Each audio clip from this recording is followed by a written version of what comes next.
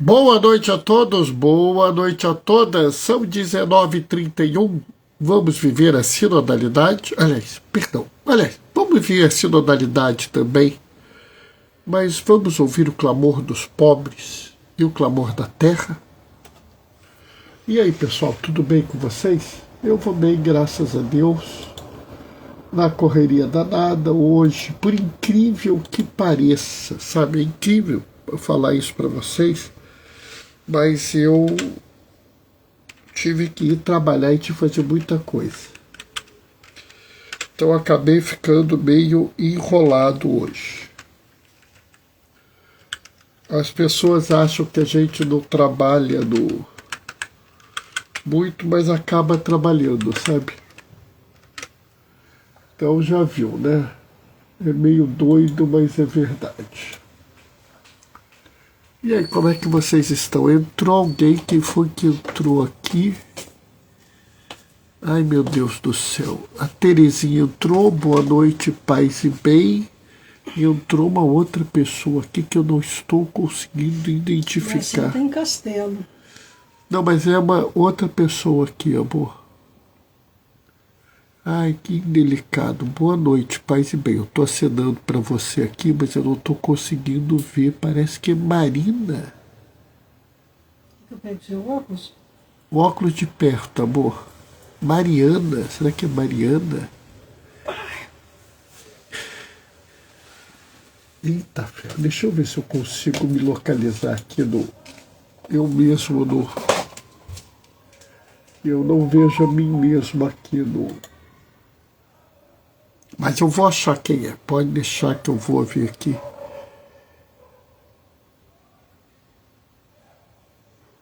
Mária, doutora...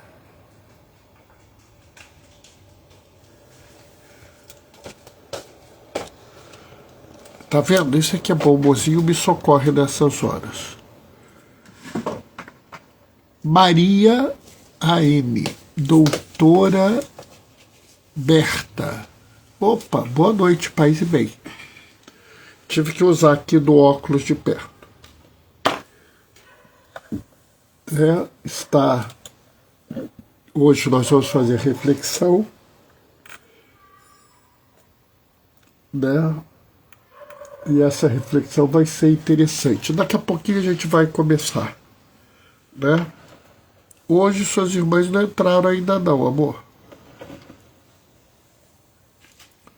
Mas vão entrar. Daqui a pouco entra. Né? Amanhã, eu ainda não preparei, mas amanhã eu vou preparar a reflexão de domingo e vou fazer no sábado à noite. Aliás, amanhã vai ser um dia cheio de coisinha para fazer. Né? Entendeu? Já tem um pessoal aí discutindo o show da Lady Gaga. Bom, eu sinceramente não tenho o menor interesse em ir, mas acho que quem quer ir vai, não tem problema nenhum. Sinceramente, eu vi a Lady Gaga cantar algumas poucas vezes. Uma delas foi naquele filme Nasce uma Estrela, que eu já vi umas 2 versões dele. Filme muito bom, muito triste, mas muito bom. Entendeu? O mozinho tá ligando para cobrar das minhas cunhadas que ela veio ver a live. Entra que vai começar. Beijo, beijo. Né? Mozinho não é mole não, já deu bronca lá pro pessoal entrar. Mas eu cheguei à conclusão que ela canta muito bem. Então se você gosta... que vai começar. Canta aí. Se você gosta de quem canta bem, é uma boa pedida. Bernardo, eu não gosto da performance, do tipo de música. Começar. Aí não tem jeito, né? Aí não vale a pena assistir. Né? Bom, tá na hora. Eu vou começar a ler o Evangelho, fazer a proclamação do Evangelho. O Senhor esteja convosco. Ele está no meio de nós. Proclamação do Evangelho de Jesus Cristo segundo João. Glória a vós, Senhor. Naquele tempo, Jesus foi para o outro lado do mar da Galileia, também chamado de Tiberíades. Uma grande multidão o seguia, porque via os sinais que ele operava quando falava dos doentes. Jesus subiu ao monte, sentou-se aí com os seus discípulos. Estava próximo a Páscoa, a festa dos judeus. Levantando os olhos e vendo uma grande multidão que estava vindo ao seu encontro, Jesus disse a Filipe: onde vamos comprar pão para que eles possam comer? Disse isso para pô-lo à prova, pois ele mesmo sabia muito bem o que ia fazer. Filipe respondeu: nem 200 moedas de prata bastariam para dar um pedaço de pão para cada um. Um dos discípulos, André, irmão de Simão Pedro, disse: está aqui um menino com 5 pães de cevada e 2 peixes. Mas o que é isso para tanta gente? Jesus disse: fazei sentar as pessoas. Havia muita relva naquele lugar, e lá se sentaram aproximadamente 5.000 homens. Jesus tomou o pão, os pães, deu graça, distribuiu aos que estavam sentados, tanto quanto queriam. Fez o mesmo com os peixes. Quando todos estavam satisfeitos, Jesus disse aos discípulos: recolham os pedaços que sobraram, para que nada se perca. Recolheram os pedaços e encheram 12 cestos, com as sobras de 5 pães e 2 peixes, deixados ali pelos que haviam comido. Vendo o sinal que Jesus tinha realizado, aqueles homens exclamavam: este verdadeiramente é o profeta, aquele que deve vir ao mundo. Mas quando notou que estavam querendo levá-lo para proclamá-lo rei, Jesus retirou-se de novo, sozinho para o monte. Palavra da salvação. Glória a Deus, Senhor. Essa leitura é uma leitura do Evangelho de João, e a gente tem que se lembrar que o Evangelho de João é o último dos evangelhos canônicos, ou seja, o último dos evangelhos considerados, inspirados por Deus. E aqui eu estou dando boa noite para Lena e para Marli. Boa noite, paz e bem. A Diane acabou de entrar. Boa noite, Diane, paz e bem. E o Evangelho de João é diferente dos 3 outros evangelhos chamados sinóticos. Os 3 outros evangelhos, eles guardam uma relação, meio que eles se misturaram.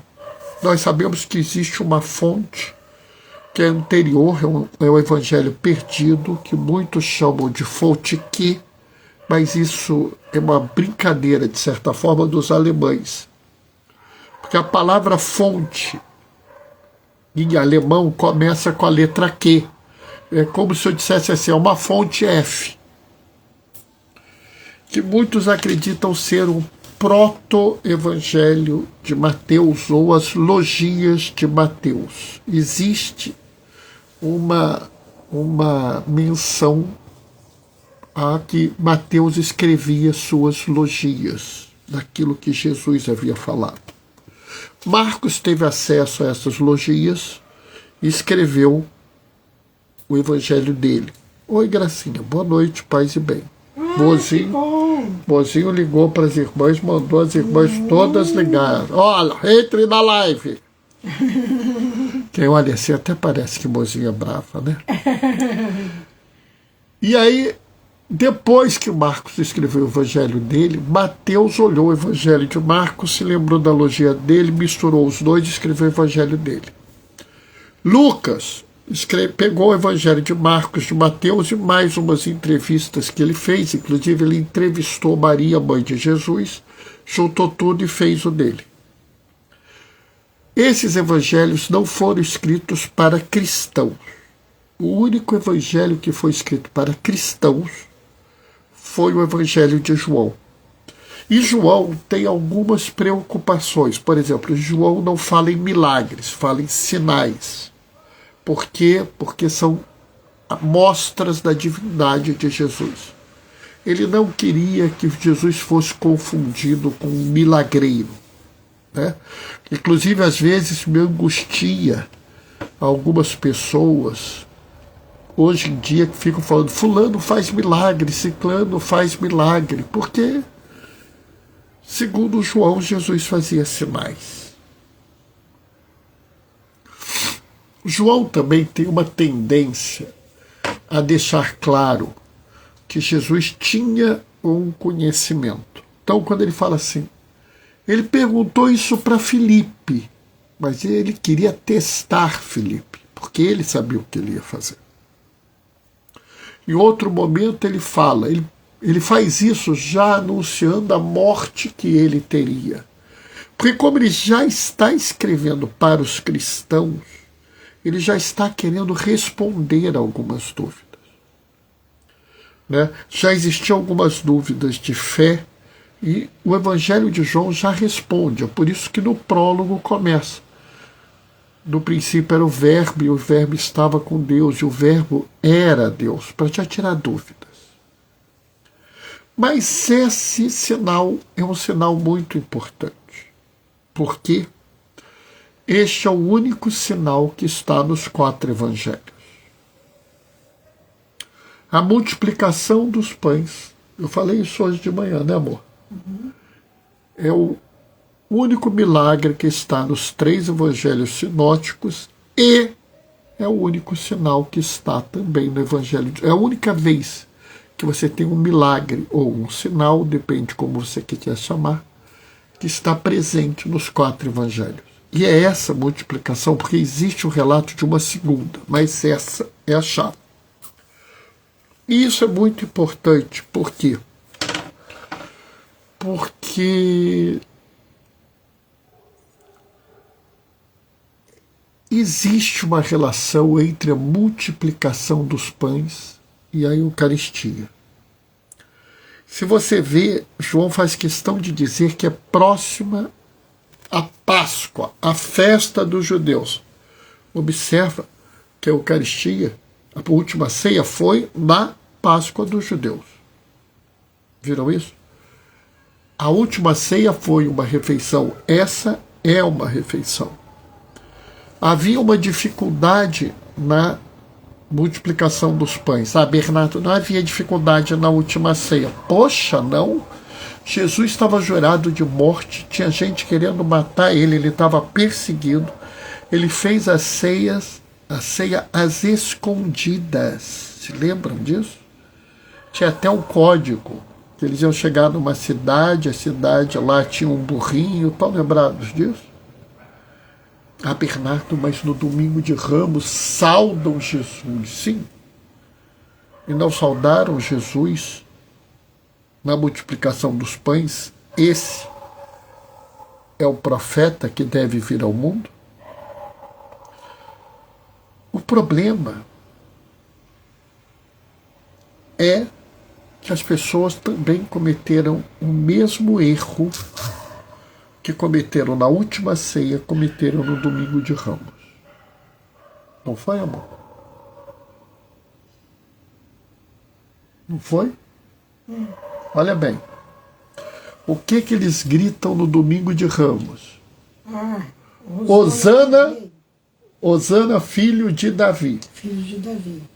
Hosana quer dizer salve. Salve. Salve-nos, filho de Davi. E o Messias é chamado por 2 títulos, filho do homem e filho de Davi. Filho de Davi é uma alusão à realeza. Filho do homem é uma alusão, vamos dizer, à humanidade, à profecia, aos Anauí, os pobrinhos, o resto de Israel.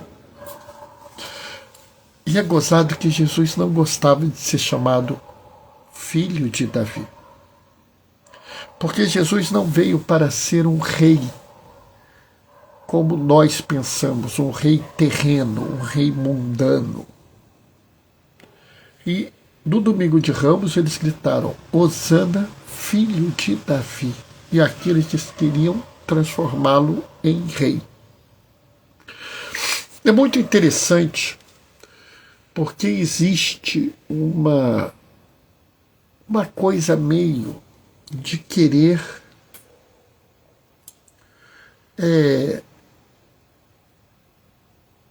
transformar Jesus num rei de poder, de glória, de força. Até hoje todo mundo gosta de ver a imagem de Jesus, rei do universo, sentado num trono com uma tríplice coroa, um negócio assim. Mas Jesus não gostava dessa realeza. Jesus gostava da realeza simples, da realeza da profecia. E a gente vê isso muito presente na multiplicação dos pães. Porque a profecia nos mostra o quê? Ela denuncia o erro e anuncia o reino.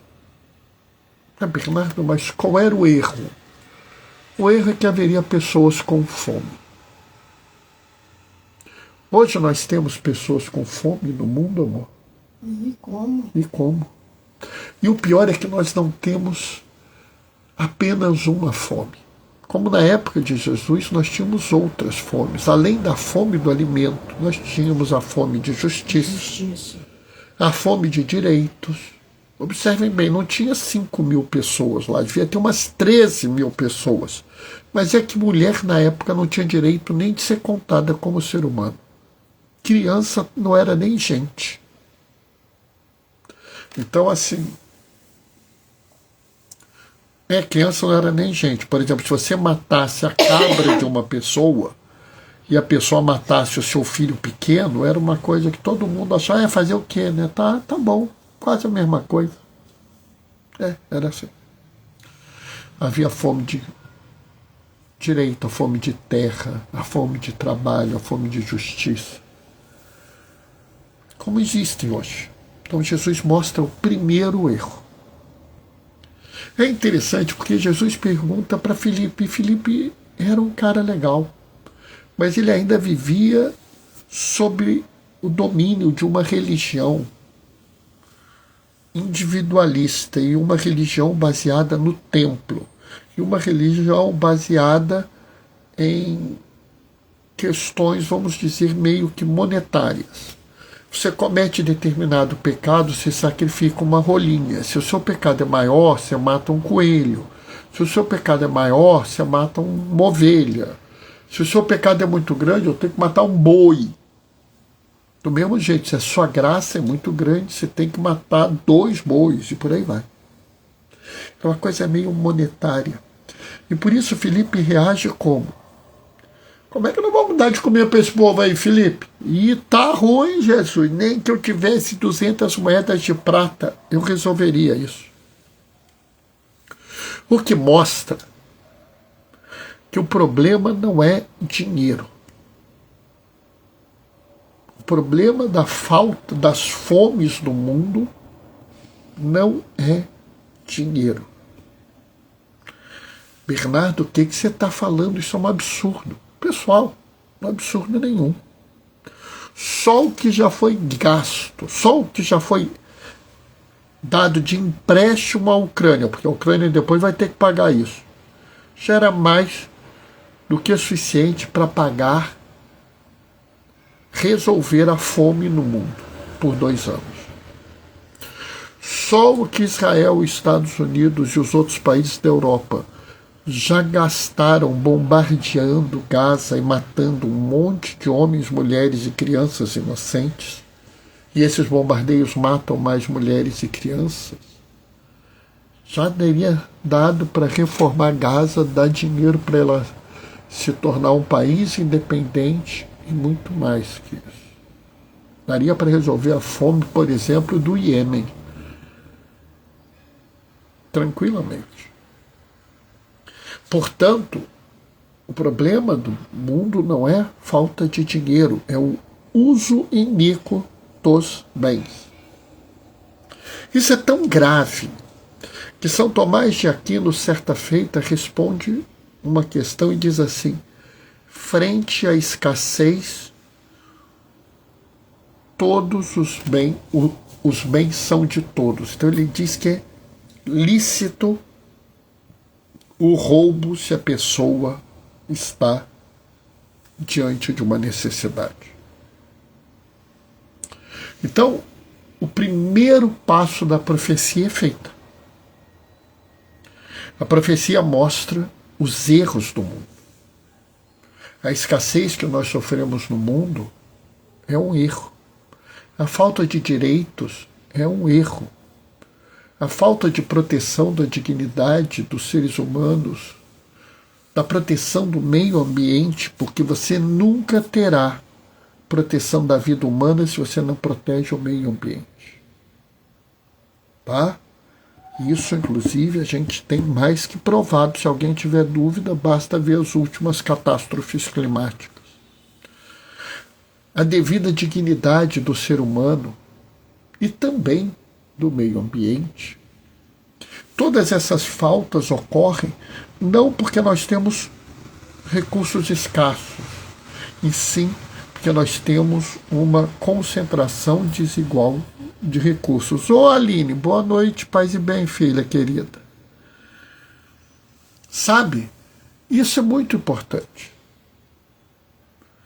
É muito marcante isso. E aí a gente vê que Jesus anuncia o reino. Mas, Bernardo, quando é que Jesus anunciou o reino? Quando ele manda que as pessoas se sentem e distribuem o alimento e as pessoas se fartam. O reino de Deus é o reino da fartura. Bernardo, mas como é que eu posso ter o reino da fartura na terra? Seguindo o que Jesus ensinou. Jesus diz claramente na última ceia: eis que eu vos dou um novo mandamento. Amai-vos uns aos outros, como eu vos amei. E como é que Jesus amou as pessoas? Sem medidas, sem limites, sem nenhuma restrição. Ele amou de forma absolutamente, vamos dizer, além de qualquer medida, além de qualquer limite, além de qualquer regra. Ele foi muito além de qualquer coisa que nós possamos pensar. E por isso, se você pensa isso, não haveria motivo para fome, não haveria motivo para falta de residências, nenhuma mulher seria maltratada, tratada como objeto, nenhum trabalhador escravo existiria no mundo ou pouco remunerado, não haveria relações humanas injustas, não haveria desprezo à dignidade. Nós amaríamos o meio ambiente, as flores, os frutos, os animais, as plantas, não porque eles sejam isso ou aquilo, mas simplesmente porque nós queríamos deixar um mundo bonito, lindo e saudável para as próximas gerações. Porque nós amamos a Deus e respeitamos sua criação, nós cuidamos de todos os seres viventes. Porque, afinal de contas, destruir a criação é destruir a obra divina, e destruir o ser humano, ou fazer mal a ele, é o sacrilégio supremo, porque nós fomos criados à imagem de Deus e segundo a sua semelhança. Se nós anunciarmos o reino, se nós buscarmos o reino, nós teremos justiça, e tendo justiça teremos paz.